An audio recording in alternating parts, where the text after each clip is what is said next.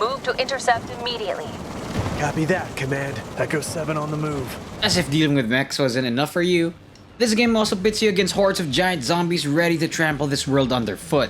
Mecha Knights Nightmare is an action mecha game that puts you inside the cockpit of a giant mecha robot to wipe out zombie hordes that are a threat to humanity. Yes, the world needs more mecha games since we don't have enough of these. It just doesn't make sense. The game is a bit reminiscent of classic From Software mecha builders like Armored Core and Chromehounds. That and a bit of Earth Defense Force. The year is 2049 and the world is in chaos.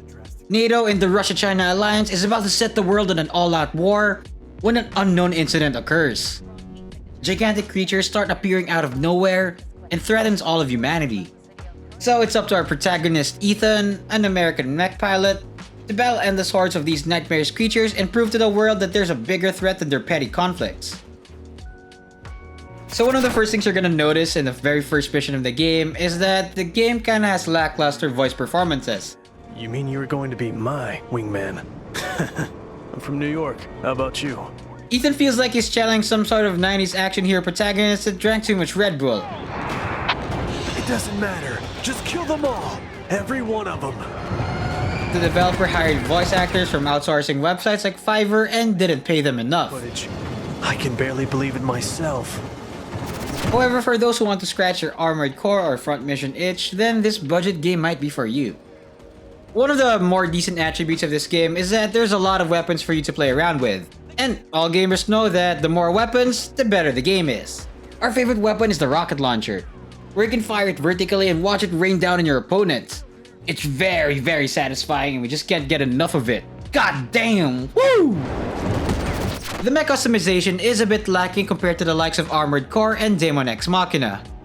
But it's still more than we get nowadays, so we're just kinda happy to have the option. The campaign objectives are very straightforward in that you usually just have to clear out the horde that's coming for you and your team. We can forgive this given that the game was only made by a single guy, and maybe in the future we can find more variety and clever ideas thrown in the mix. The game lacks a certain weight that just doesn't jive well with how it feels to move your mech. It's alright when you're floating with your boosters, but the walking just feels a bit too light. We could also say the same for the enemies. You're fighting hordes of like 20 feet tall aliens and yet the ground just doesn't seem to shake.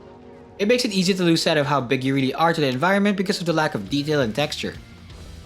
Mecha Knights is still commendable for something made by a single developer. Even though this is a budget game, it has the potential to be good and it seems to be going in the right direction.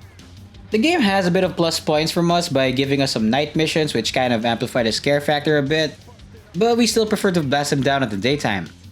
The game does have smooth controls, but the graphics leave a lot to be desired in terms of details and texture. And of course, the voice acting definitely needs a lot of work because it really took us out of the immersion of the game. From a gigantic killing machine. Have you guys played Mecha Knights? What are your thoughts about it? What are your favorite mecha games and what other games you want us to cover? Let us know in the comments below. Till then, this is Gamer Information Station, signing off.